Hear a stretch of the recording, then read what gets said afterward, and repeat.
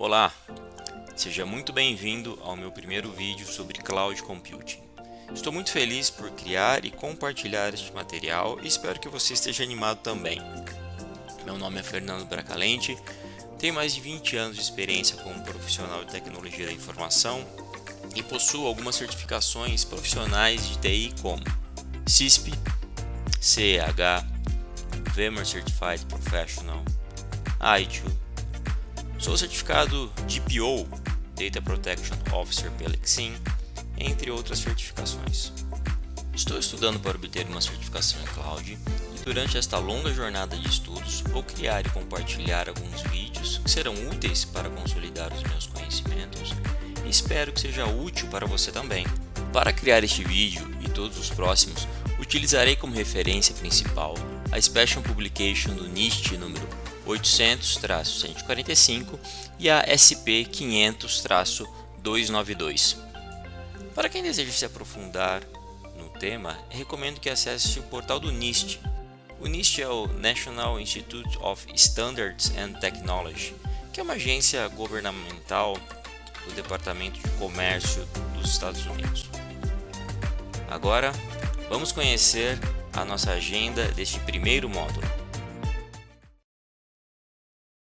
Nesse primeiro treinamento, a nossa agenda será composta pelos seguintes tópicos: introdução, vamos falar sobre leis e regulamentações que se aplicam ao seu negócio, definições, arquitetura em cloud, os atores em cloud, service models, a responsabilidade compartilhada da segurança, as características essenciais, os modelos de implementação do serviço, as considerações importantes no processo de decisão, SOC 1, SOC 2 e SOC 3, tipos 1 e 2, as diferenças básicas entre MSP e CSP e, por fim, retorno sobre investimento, o ROI.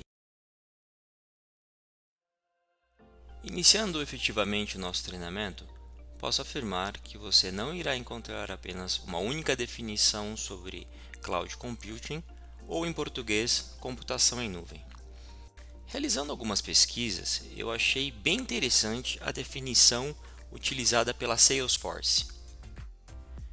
De uma forma simples, Cloud Computing, ou computação na nuvem, é uma tecnologia que permite acesso remoto a softwares, armazenamento de arquivos e processamento de dados por meio da internet. É uma alternativa para você acessar dados importantes de qualquer computador em qualquer lugar. Eu gostei muito dessa definição, pois ajuda a esclarecer um pouco o tema. Podemos perceber que processar algo em outro computador não é nada muito novo. Há muito tempo, salvamos os nossos arquivos, e-mails e dados em outros computadores, seja em uma rede local ou em uma rede remota. O que percebemos é que as empresas estão utilizando a computação em nuvem como uma estratégia competitiva. Novos produtos ou serviços são projetados para serem hospedados em cloud ao invés de serem hospedados no data center interno das empresas. A computação em nuvem vem se mostrando uma alternativa cada vez mais atraente aos seus usuários. E quando estamos falando de usuários, pensamos em pessoas físicas e jurídicas, ou seja, nós, os usuários finais e as empresas. Nesta introdução, vou enfatizar a importância de observarmos as legislações e regulamentações brasileiras mais relevantes sobre o tema. Cada segmento de negócio tem suas próprias regulamentações que devem ser observadas. Por exemplo, a Lei Geral de Proteção de Dados, Lei número 13.709 de 2018, foi um verdadeiro marco legislativo para a segurança da informação, uma vez que define a maneira como as informações são coletadas, processadas e armazenadas pelas empresas dentro dos ambientes offline e online. Outro exemplo, para o segmento financeiro, o Banco Central tem uma regulamentação exclusiva sobre o processamento em nuvem, que é a resolução do Conselho Monetário Nacional número 4.893 de 26 de fevereiro de 2021, que dispõe sobre a política de segurança cibernética e sobre os requisitos para a contratação de serviços de processamento e armazenamento de dados de computação em nuvem, que devem ser observadas pelas instituições autorizadas a funcionar pelo Banco Central do Brasil. Como estamos falando de computação em nuvem, a privacidade dos dados é um ponto importantíssimo para ser observado. Sempre uma boa prática realizar o processo de due diligence para verificar se o fornecedor escolhido para manter os seus dados e as suas aplicações irá oferecer todas as garantias relacionadas à segurança e à privacidade dos dados conforme as leis e as regulamentações vigentes. De acordo com a definição oficial do NIST, computação em nuvem é um modelo para permitir acesso à rede onipresente, conveniente e sob demanda a um conjunto compartilhado de recursos de computação configuráveis, por exemplo, redes, servidores, armazenamento, aplicativos e serviços, que podem ser provisionados rapidamente e disponibilizados com o mínimo esforço de gerenciamento ou interação com o provedor de serviço. A norma ABNT, NBR, ISO e IEC 17788 de 2015 fornece uma visão geral sobre a computação em nuvem, assim como um conjunto de termos e definições sobre o tema. Essa norma foi traduzida pela ABNT e está em português e é o resultado do trabalho realizado em cooperação entre a International Telecommunication Union, que coordena os padrões internacionais para telecomunicações, e a International Organization for Standardization, a ISO, uma organização internacional de padronização já amplamente conhecida e dispensa maiores apresentações. A arquitetura de referência de computação em nuvem do NIST identifica os principais atores, suas atividades e funções na computação em nuvem.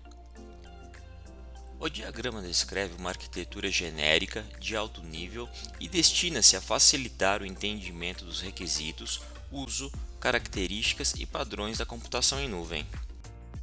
Conforme podemos observar nesse slide, a arquitetura de referência de computação em nuvem do NIST define 5 atores principais. Ao lado esquerdo superior, vemos o consumidor de nuvem, Cloud Consumer, que somos nós e as nossas empresas que estão consumindo os serviços do provedor de nuvem. E o auditor da nuvem, logo abaixo, Cloud Auditor, que é responsável pelas auditorias de segurança, privacidade e desempenho. Ao centro, o provedor de nuvem, Cloud Provider, ou seja, a empresa que disponibilizará o serviço de cloud. Dentro de orquestração dos serviços, existe a camada de serviços, Service Layer, contendo 3 tipos, sendo eles Infrastructure as a Service, conhecido como IaaS, Platform as a Service, conhecido como PaaS, e Software as a Service, conhecido como SaaS. Ainda na camada de orquestração, temos a camada de abstração e controle e a camada física, onde está incluído, além do hardware, toda a facility, como controle de acesso, ar-condicionado, no-break, pessoal, etc. Depois temos o serviço de gerenciamento, Cloud Service Management, contendo suporte ao negócio, provisionamento e configuração, portabilidade e interoperabilidade. Ainda dentro de Cloud Provider, temos a segurança e privacidade. Ao lado direito, vemos o Cloud Broker, com os serviços de intermediação, agregação e arbitragem. E na base, a operadora de nuvem, denominada Cloud Carrier. Como vimos, cada ator é uma entidade, uma pessoa ou uma organização que participa de uma transação ou processo ou ainda executa alguma tarefa na computação em nuvem. Agora que conhecemos os atores e seus papéis, podemos pensar em algumas interações entre os atores. Por exemplo, um consumidor de nuvem pode solicitar serviço de um corretor de nuvem, denominado Cloud Broker, em vez de entrar em contato diretamente com o provedor de nuvem. O Cloud Broker pode criar um serviço que atenda às necessidades específicas desse consumidor, combinando vários serviços de vários provedores de nuvem diferentes ou aprimorando um serviço já existente. Neste exemplo, os provedores de nuvem reais como AWS, Azure, Google Cloud, IBM são invisíveis para o consumidor de nuvem. Toda negociação é realizada entre o consumidor de nuvem e o Cloud Broker, que por sua vez é o ator responsável por gerir os contratos com os provedores de nuvem. Neste slide, vou falar brevemente sobre os serviços disponíveis para os consumidores de nuvem. Ao centro, na parte superior desta imagem, estamos vendo os consumidores de Software as a Service, ou SaaS, que é uma forma de disponibilizar softwares ou soluções de tecnologia por meio da internet como serviço. Com esse modelo, a sua empresa não precisa instalar, manter e atualizar os softwares ou hardwares necessários que estão sendo utilizados para disponibilizar este serviço aos seus funcionários ou aos seus clientes. O acesso é fácil e simples. Basicamente, você ou seus funcionários ou seus clientes precisam de um computador ou um smartphone e a conexão com a internet para ter acesso aos serviços disponibilizados pelo provedor de nuvem no modelo de Software as a Service. Ao lado esquerdo inferior desta imagem, estamos vendo os consumidores de PaaS, Platform as a Service, que podem empregar as ferramentas e recursos de execução fornecidos pelo provedor de nuvem para desenvolver, testar, implementar e gerenciar os seus aplicativos hospedados em um ambiente de computação em nuvem, sem que o consumidor tenha preocupação de gerenciar os serviços de infraestrutura. Os consumidores de PaaS podem ser desenvolvedores de softwares que projetam e implementam seus aplicativos, testadores que executam e testam os aplicativos, os implementadores que publicam suas aplicações e os administradores que configuram e monitoram o desempenho das aplicações. A plataforma como serviço é uma das principais formas de contratar a computação em nuvem. Considerada um meio termo entre o IaaS, infraestrutura como serviço, e SaaS, software como serviço, a plataforma como serviço oferece as licenças de software, infraestrutura, manutenção, sistemas de comunicação e tudo mais que for necessário para a publicação de uma aplicação ou site. A liberdade de configuração e utilização da plataforma como serviço vai depender do provedor PaaS que você escolher, e por este motivo, conhecer seus requisitos é muito importante antes de contratar o provedor PaaS. E ao lado direito inferior desta imagem, vemos que os consumidores de IaaS têm acesso a computadores virtuais, armazenamento acessível por rede, componentes de infraestrutura e outros recursos fundamentais da computação, nos quais podem implementar e executar softwares livremente. Os consumidores de infraestrutura como serviço podem ser desenvolvedores e administradores de sistemas, gerentes de TI interessados em criar, instalar, gerenciar e monitorar serviços para operações de infraestrutura de TI. Bom, com isso, vimos as três principais modalidades dos serviços de Cloud Computing, SaaS, PaaS e IaaS, bem como o seu formato e suas principais características. Neste slide, vamos detalhar um pouco mais os papéis do provedor e consumidor da nuvem, comparando com os tipos de serviço. Afinal, de quem é a responsabilidade? Quem gerencia os serviços de infraestrutura, de plataforma ou de software?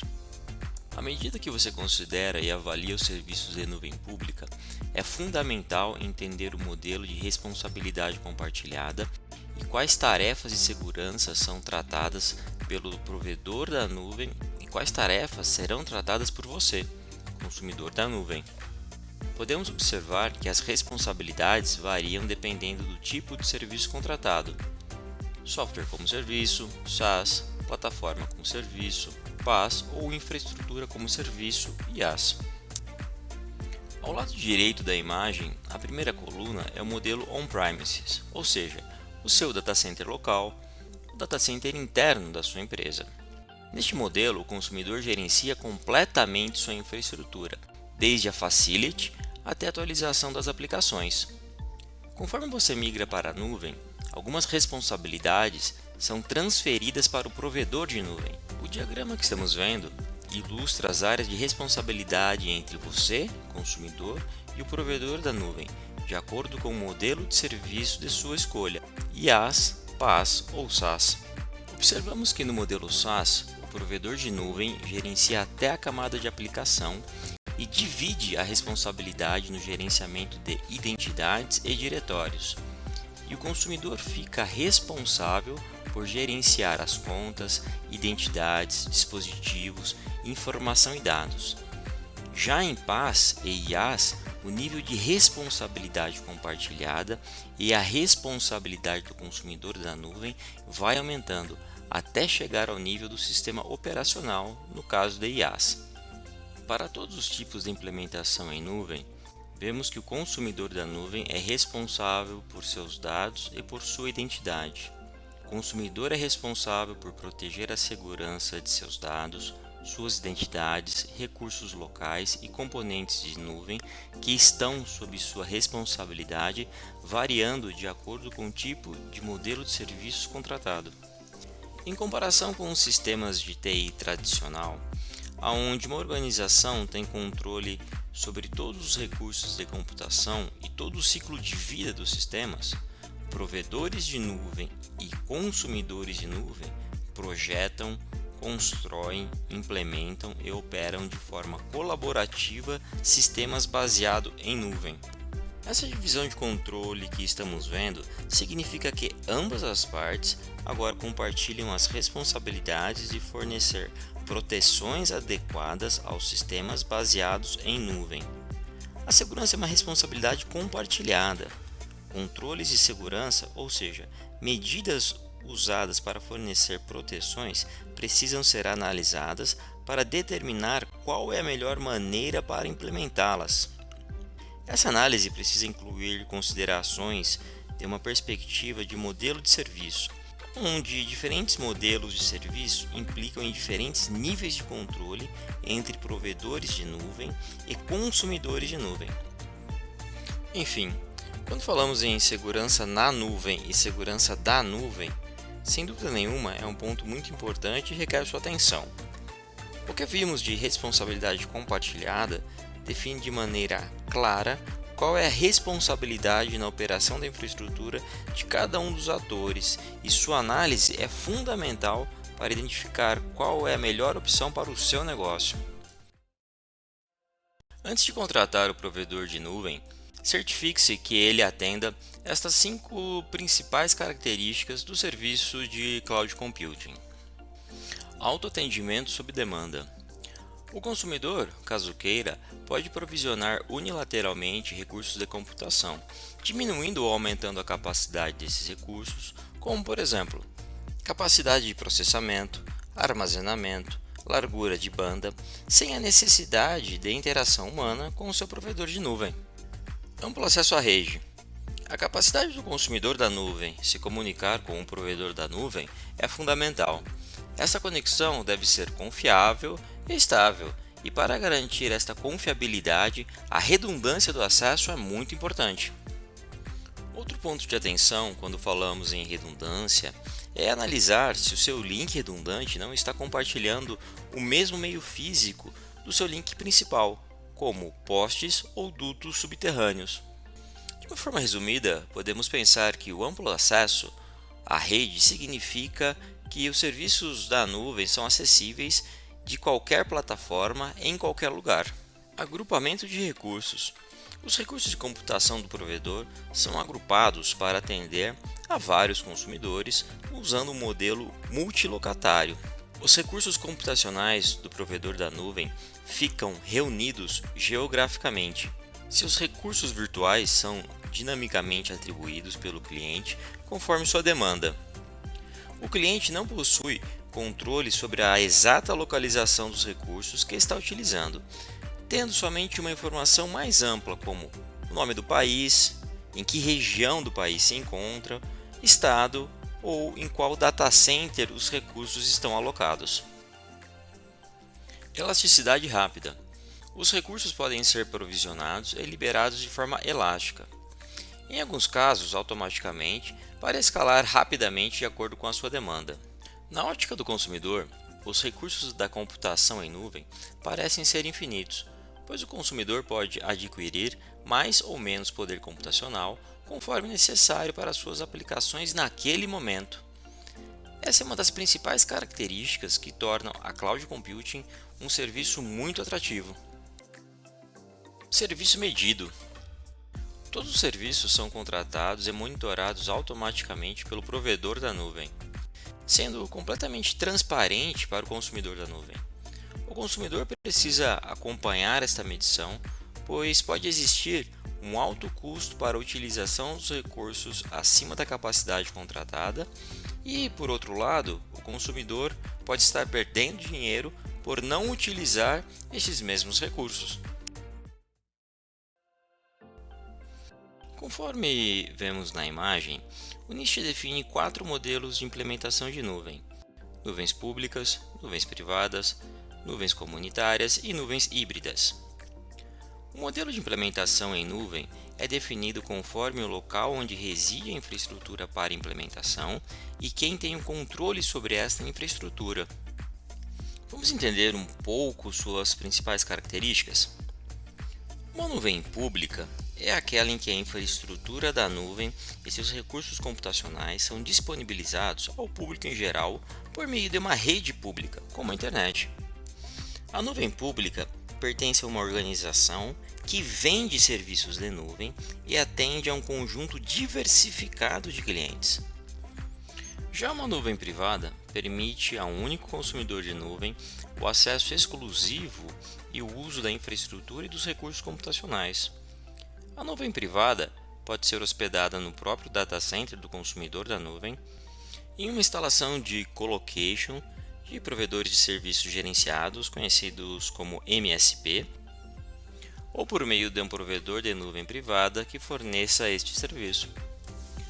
Uma nuvem comunitária atende a um grupo de consumidores de nuvem que compartilham os mesmos requisitos, como tipo de negócio, regulamentações, segurança, privacidade, etc. Em vez de atender uma única organização como uma nuvem privada, a nuvem comunitária pode ser gerenciada pelas organizações ou por uma empresa terceira. Já a nuvem híbrida é uma combinação de 2 ou mais nuvens. Agora você pode estar se perguntando, afinal, qual modelo de implementação de serviço é o melhor? A seleção do modelo de implementação de serviço irá depender de vários fatores e será fortemente influenciada pelo apetite ao risco, custo, conformidade de sua organização, bem como os requisitos regulatórios, obrigações legais e outros fatores internos, como por exemplo, a estratégia competitiva da sua empresa. Neste slide, temos uma representação gráfica da abordagem tridimensional que leva às 12 instâncias de nuvem para as quais os dados são coletados, agregados e analisados para cada tipo de nuvem. Como vimos, a definição do NIST lista 5 características essenciais da computação em nuvem: autoatendimento sob demanda, amplo acesso à rede, pool de recursos, elasticidade ou expansão rápida e serviço medido, além de 3 modelos de serviço: software, plataforma e infraestrutura como serviço, e 4 modelos de implementação: nuvem privada, comunitária, pública ou híbrida, que juntos caracterizam maneiras diferentes de fornecer serviço em nuvem. Na face direita deste cubo, estamos vendo os atores da nuvem. Como já vimos no slide anterior, eles são o provedor, o consumidor, o corretor, a operadora e o auditor. Esta definição destina-se a servir como meio para amplas comparações dos serviços em nuvem e das estratégias da implementação, e visa fornecer uma baseline para discussão do que é e qual a melhor forma de utilizar computação em nuvem. Para cada instância do ecossistema de nuvem, os componentes de segurança devem ser analisados para identificar o nível de envolvimento de cada ator em sua implementação. Diferentes regulações podem influenciar no uso e entrega dos serviços do provedor de nuvem. Por exemplo, requisitos jurídicos que vão depender do segmento de atuação da sua empresa podem sim alterar as responsabilidades e os papéis dos atores que vimos há pouco. Por isso é muito importante rever as leis e regulamentações vigentes que impactam o seu negócio antes de contratar um provedor de nuvem. A resiliência da nuvem representa a habilidade que o data center do provedor, incluindo todos os componentes como servidores, storages, links de comunicação, energia elétrica, continuem operando caso um evento de interrupção ocorra, como falha de um componente ou um desastre natural, por exemplo. Algumas perguntas antes de contratar o provedor de nuvem são importantes quando pensamos em resiliência. Qual é o SLA? O SLA do Cloud Service Provider é compatível com o plano de continuidade de negócios da sua empresa? Está alinhado com o Recovery Time Objective, o RTO, identificado lá no BIA? Eu contratei zonas e regiões diferentes. O provedor fornece a opção de Disaster Recovery as a Service? Ou, no plano de continuidade de negócios da minha empresa, estou prevendo este cenário de indisponibilidade do provedor de nuvem? Outro ponto importante é a reversibilidade, que é o processo que o consumidor da nuvem recupera seus dados ou suas aplicações ao término do contrato. É muito importante pensarmos no caminho de volta antes mesmo de iniciarmos a utilização dos serviços em cloud. Precisamos pensar como será possível exportar esses dados da cloud ao final do nosso contrato, como o provedor de nuvem irá apagar de forma segura os nossos dados. Isso está no contrato ou não? Enfim, as respostas para essas perguntas irão nos ajudar em muito no processo de decisão. Segurança.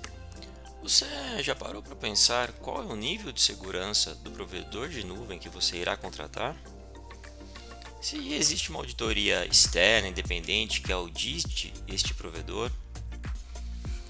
As auditorias externas são realizadas por uma empresa terceira e esta auditoria tem um alto nível de reconhecimento no mercado por vários motivos. A independência dos seus auditores, os quais não possuem conflito de interesse com a organização que está sendo auditada, é um motivo que destaco. Existem milhares de empresas que realizam auditorias externas, mas a maioria das grandes organizações utiliza o serviço das 4 maiores empresas de auditoria conhecidas no mercado como Big Four. São elas: Ernst Young, Deloitte, PricewaterhouseCoopers e KPMG. As auditorias realizadas por essas empresas são geralmente consideradas aceitáveis pela maioria dos investidores e pelos membros do corpo diretivo das corporações. Falando sobre auditoria de terceiros, essas auditorias são conduzidas por ou em nome de outra organização. Por exemplo, um órgão regulador pode ter autoridade para iniciar uma auditoria em uma empresa regulamentada por ele sob contrato ou mesmo por força de lei. Estes trabalhos são conduzidos normalmente de acordo com as normas ISAE 3402 e SSAE 18 e são chamados de Auditorias de Controle da Organização de Serviços, SOC, e vêm em 3 formas. SOC 1, para avaliar os controles da organização que podem afetar a precisão dos relatórios financeiros. SOC 2, para avaliar os controles da organização que afetam a segurança, confidencialidade, integridade, disponibilidade e a privacidade das informações armazenadas em um sistema. Os resultados da auditoria SOC 2 são confidenciais e normalmente não são compartilhados fora da organização. SOC 3. Para avaliar os controles da organização que afetam a segurança, confidencialidade, integridade, disponibilidade e a privacidade das informações armazenadas em um sistema. No entanto, os resultados da auditoria SOC 3 destinam-se à divulgação pública. Além das três categorias da avaliação SOC, existem dois tipos diferentes de relatório SOC. Ambos os relatórios começam com uma descrição pela administração dos controles implementados, mas diferem no escopo do parecer fornecido pelo auditor. Relatórios tipo 1. Esses relatórios podem fornecer o parecer do auditor sobre a descrição fornecida pela administração e a adequação do desenho dos controles. Os relatórios tipo 1 cobrem apenas um ponto específico no tempo, em vez de um período prolongado. Você pode pensar no relatório tipo 1 mais como uma revisão de documentação que o auditor realiza e certifica que os controles descritos pela administração são apropriados. Relatórios tipo 2. Esses relatórios fornecem um parecer do auditor sobre a eficácia operacional dos controles, ou seja, o auditor realmente confirma que os controles estão funcionando corretamente.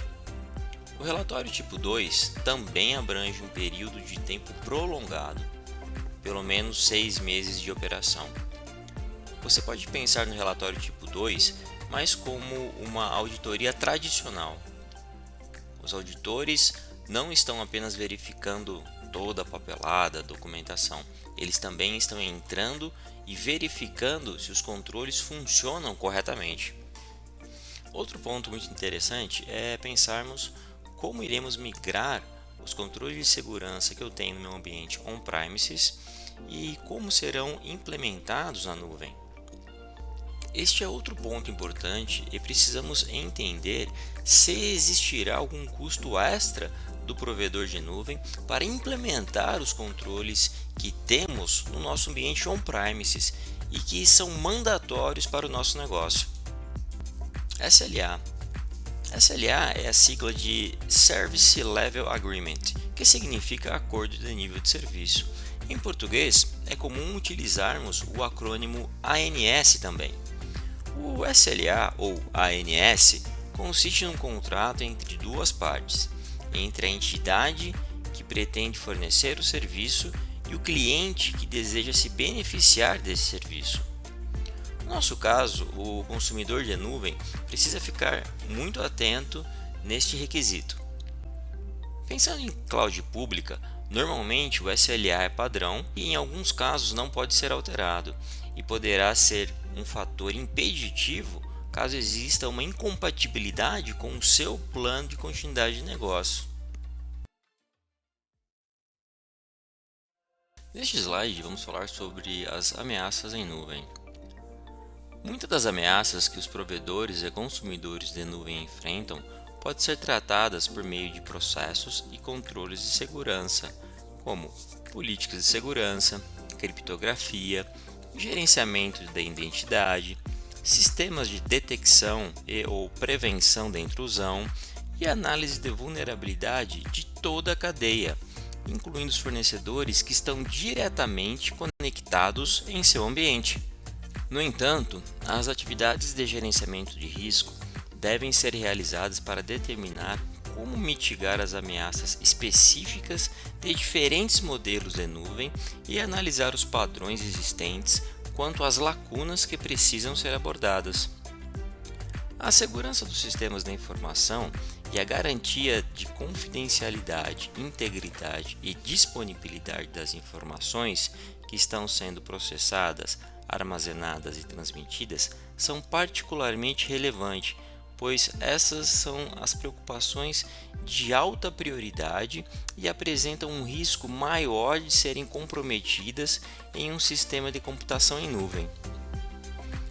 As implementações da computação em nuvem estão sujeitas às ameaças físicas locais, bem como às ameaças externas remotas.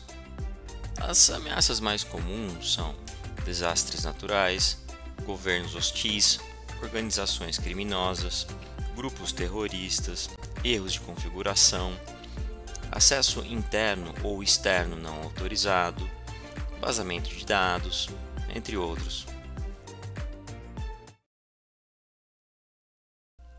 Existem várias diferenças importantes entre provedores de serviços gerenciados e provedores de serviço em nuvem. No nível mais básico, a principal diferença é que os MSP, provedores de serviços gerenciados, gerenciam a tecnologia e a infraestrutura que você possui, enquanto os CSP, Cloud Service Provider, oferecem acesso à tecnologia e à infraestrutura que eles possuem. A escolha de um MSP ou CSP depende de seus recursos atuais, dos planos de crescimento da sua empresa e, é claro, das necessidades comerciais e regulatórias específicas da sua organização. Retorno sobre investimento, ROI. O ROI é um modelo que demonstra a economia que a empresa obteve comparando a hospedagem das aplicações de maneira convencional com a computação em nuvem.